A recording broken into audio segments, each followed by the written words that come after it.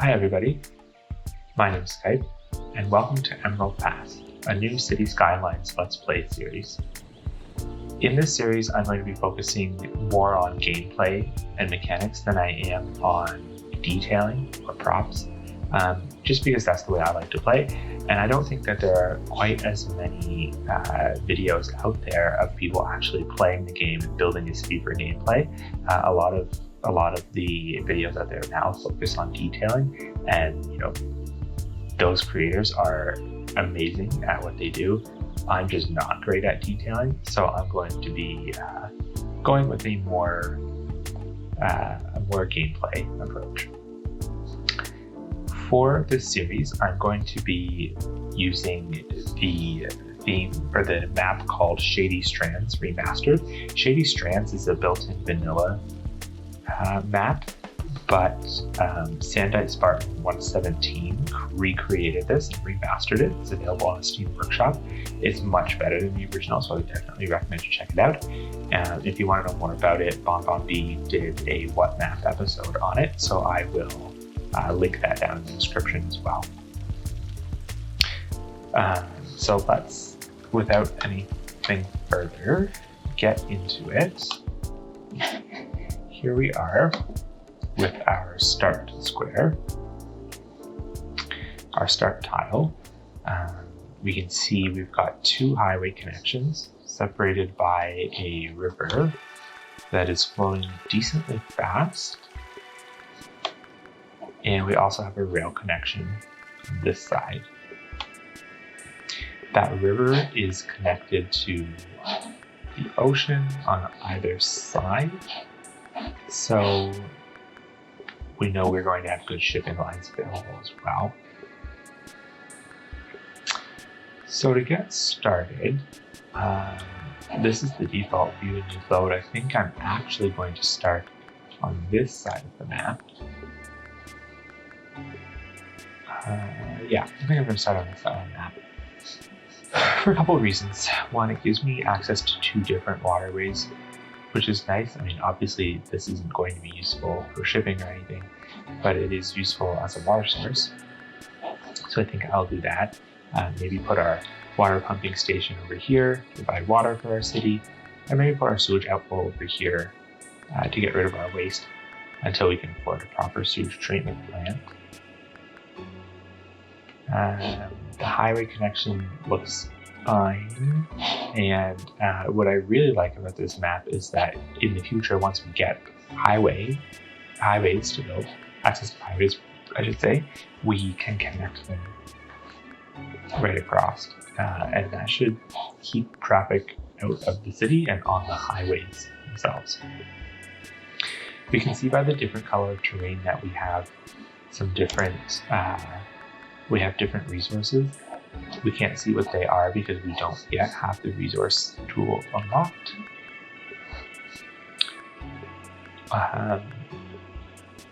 And in terms of wind, we have quite a bit of wind by the river here. It's quite a bit of strong wind actually on the other side. But I think what I'm going to do is probably start with maybe a wind turbine, or I might just go ahead and start with coal power for now. My goal will be to get to 100% renewable resources in the city, but for now I might start with coal, just because I don't want to have to keep rebuilding wind turbines every few minutes. Okay, so let's get started. We have this coming in here, and we're going to need a way for the traffic to come out. I do have access to one way, so we could go ahead and build a roundabout. First thing I'm going to do though is connect them out,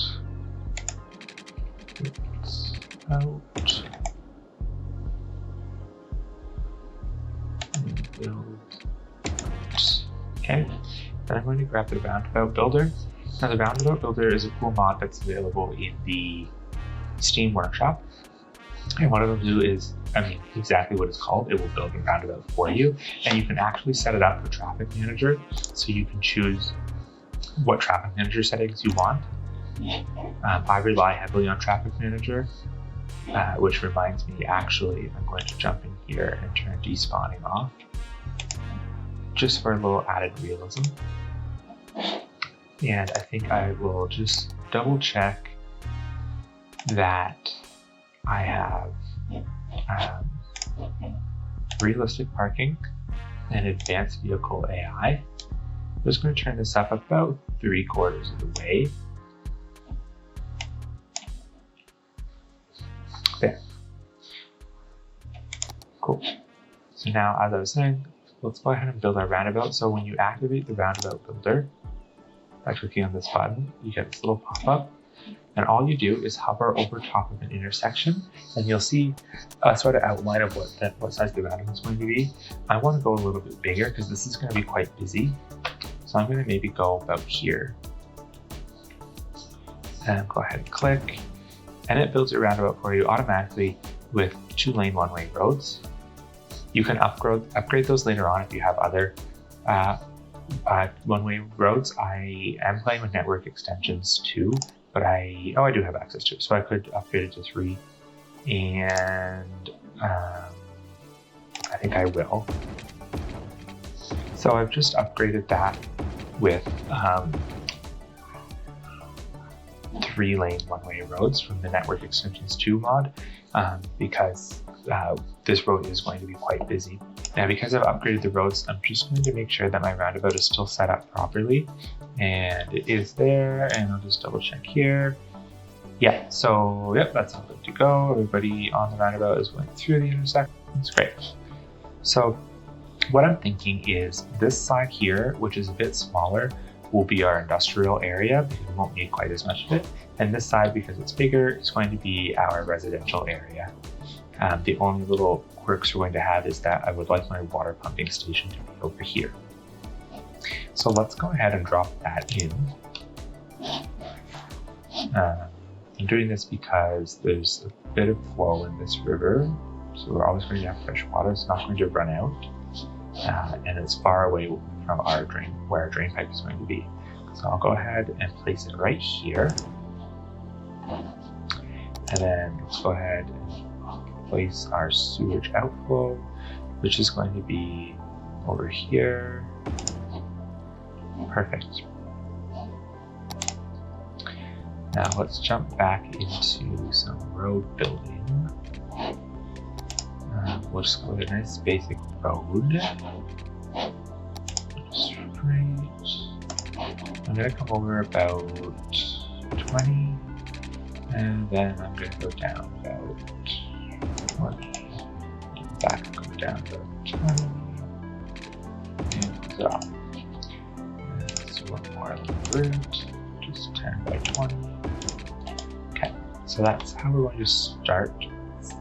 That's the start of our industrial zone. And let's come over here. I want to wait to start building until about 20 in. Let's start with a bit of a square. This is going to be sort of like a town square. Let's make it 20 by 20 by 20. You know what? I have prop anarchy on, so let me turn that off. That's why these trees are in the middle of the road. So I'll have to fix that in a moment.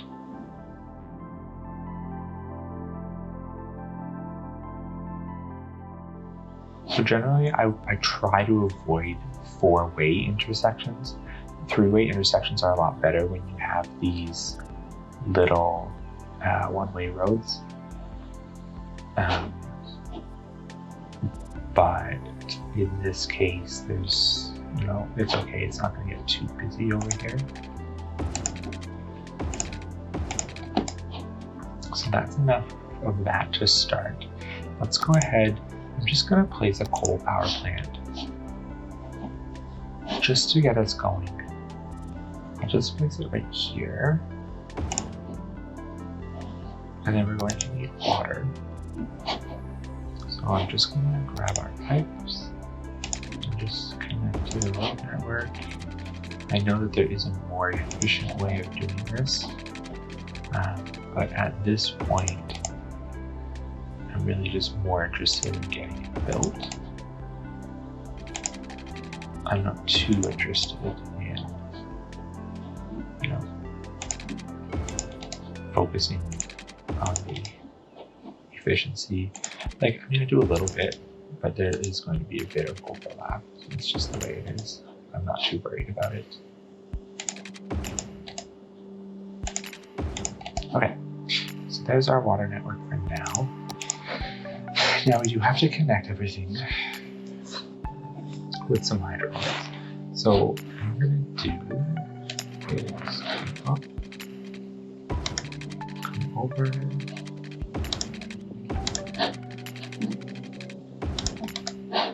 so that's now powered, and then come up and come over there. So now those are both connected to power. We also have a sort of built-in, we also like our super close here, so that will come in handy for zoning. So let's go ahead and start with the zoning. I'm just going to start by zoning that. And let's go ahead and unpause the game. And it's not going to take too long. We have very high residential demand, so it's not going to take too long for this to start building.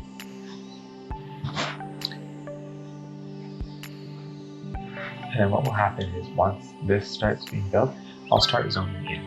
The reason I don't do it all at once is for two reasons. One, I want to make sure that the areas that I want zoned first, zone first. So this is the first area I want because I want it to connect to the power supply. If I started down here, I'd have no connection to the power supply. So that's why I'm starting up there. Second is I don't want to build it all at once because then what ends up happening is you have a massive death wave where everybody moved in at the same time, so everybody dies at the same time, and your services can't keep up with it. So that's why I build it a little bit slower in the hopes of avoiding a death wave. While we're waiting for that, I am going to pop into the budget tab, and I'm just going to adjust our spending on power and water, because if we look over here at power, we're producing tons of it and not using hardly any of it. And same with water. Oh, I have a bit of a sewage. Oh, I didn't connect the sewage pipe. I forgot to build the sewage pipe. So let's do that. There we go.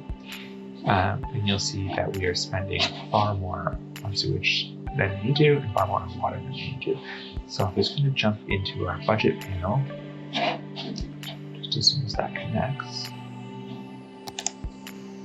There we go. Alright, let's pop into the budget panel. Let's just cut that down to the minimum. I'm not playing with the day-night cycle, so I don't need to adjust the bottom. I am leaving road maintenance at 100%. It's not worth changing. Now, if we just pop into here, you can see we're still producing enough water and electricity. That's fine. Alright, so we have our first houses. And now we can go ahead and zone in some more.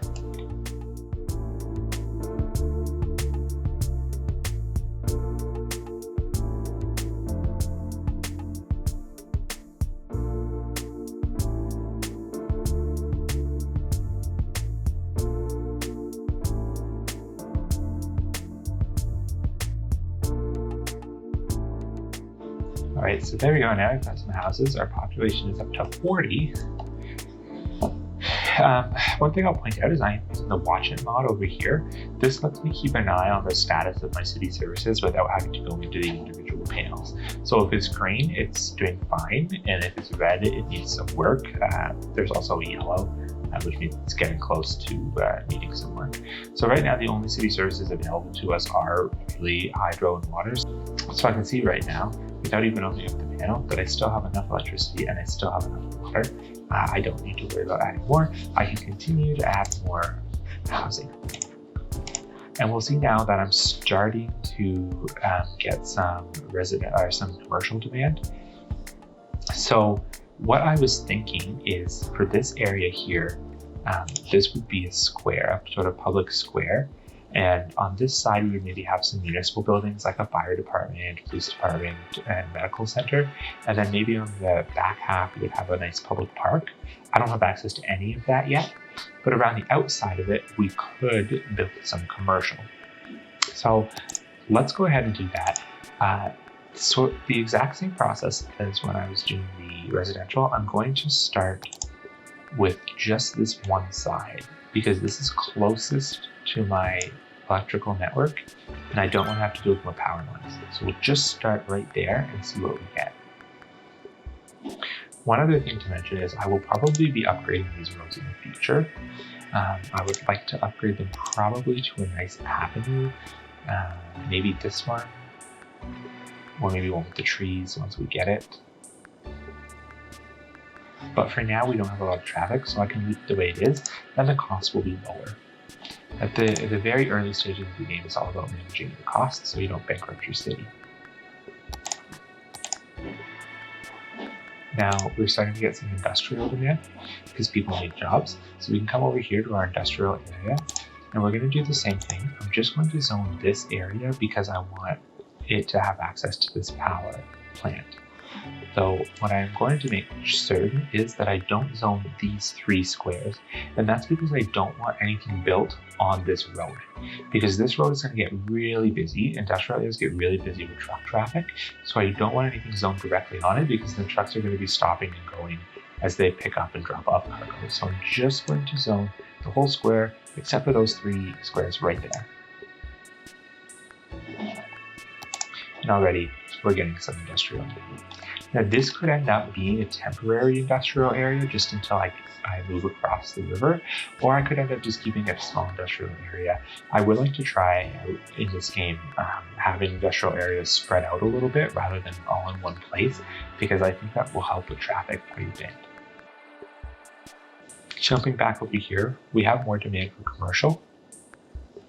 So I'm going to go zone some more commercial. I'm going to zone this whole square here. And then I know I don't have any demand for residential right now, but I know I will soon. And I'm running out of sort of space in the area that I've built.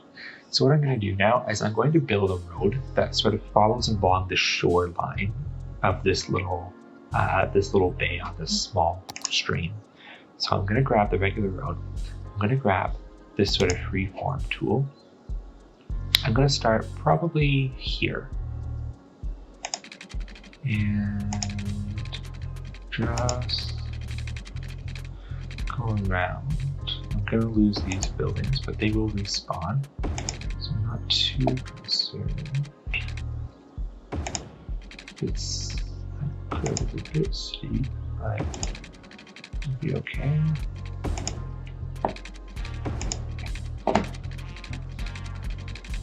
Okay, now I'm going to use the Move It mod to just adjust things a little bit. If you don't have the Move It mod, you can get it on the Steam Workshop, and it lets you move things more precisely than the actual in-game tools. So I can grab the node, or I can grab this segment.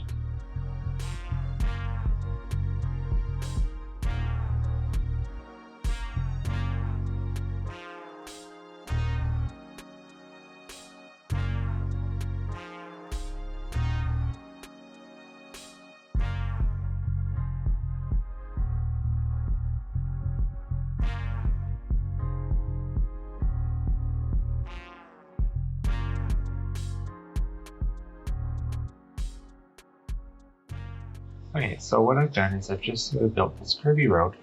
I've connected it into our existing road network, and I've sort of laid out the start of where we're going to build out this residential area. In the future, what we'll do is we'll connect some things up here with paths, just to make it easier for Sims to walk. We want to always be encouraging Sims to walk as much as possible because it saves us money. So let's continue building out our road network for residential areas out this way.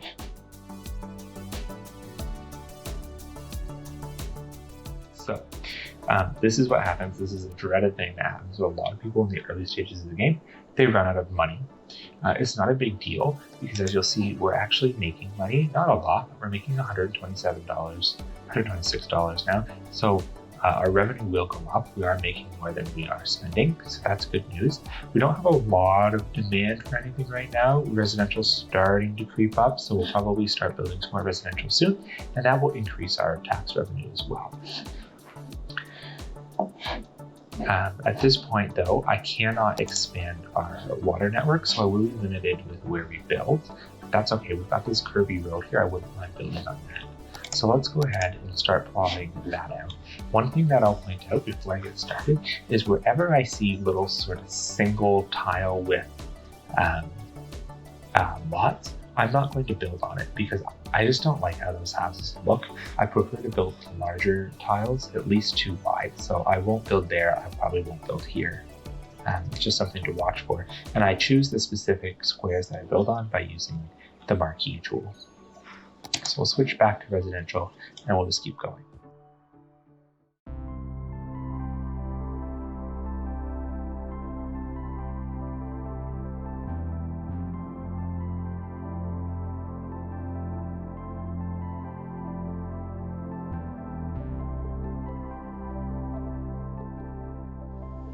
So I think that that's enough residential for now. We don't have a lot of demand. I'm going to increase the speed here and see what happens.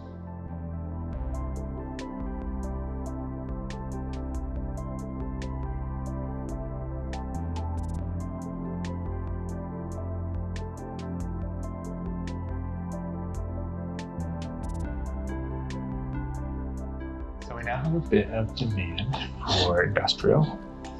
So come back over here and let's zone the next square. But again, not doing that one touching the main road.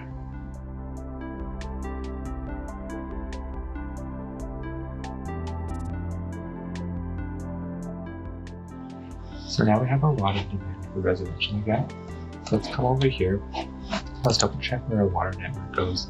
So I know I can zone half of this square, but I do have money. So let's go ahead and finish with the water. And if we look at our watch it tool, we can see that we're running out. Well, it was just yellow a second ago, which means that we could be running low on electricity. There it is. So let's click on it and take a look. Yeah, so we're using 9 and we're only producing 10 megawatts. So all we have to do, we don't have to build a new power station. This one is enough. We just have it operating at reduced capacity. So let's go open our budget panel and just turn that up. I'm just going to maybe turn it up halfway between where it was and 100%. So right there at 75%. And now we're fine. Oh, and there we are. We've reached a population of 420. So we've reached the milestone of Little Hamlet. This opens up a few important things. It opens up taxes, which we're going to immediately increase. They're currently set to 9%. You can increase those to 12% without anyone getting upset. So that's what we're going to do. And it unlocks loans. So if you run out of money like I did earlier, you can take out a loan.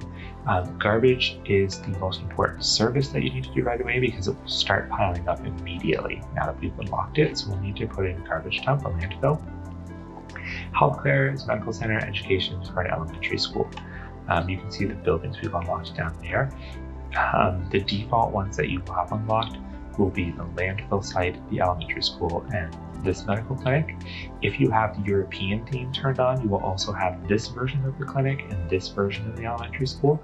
And of course, if you download any assets from the Steam Workshop, then you'll have those. I have downloaded this version of a Toronto elementary school because it looks more like what elementary schools look like around here. So I've downloaded that and it is now available as well. Now that we've reached the first milestone, that is going to be it for today, for today's game, today's video rather. It's a pretty ugly town, but we sort of have the starts of something that's going to be quite nice, I think. I'm really looking forward to designing that sort of town square that we talked about. Now that we have a fire department, we can put that in there. I'm not sure if I want to put the school there. I think I'll probably put the school over in the residential area rather than in that town square. I think I'd rather keep that for like fire department, medical center, or police. So maybe I'll put the medical center there for now. and we'll add the fire department and the police when we unlock them. I can't build I can't yet build a park, but once we do have the park unlocked, that'll look really nice there as well. So that is going to be it for now. Thank you very much for watching. Subscribe if you don't want to miss the next video. See you later.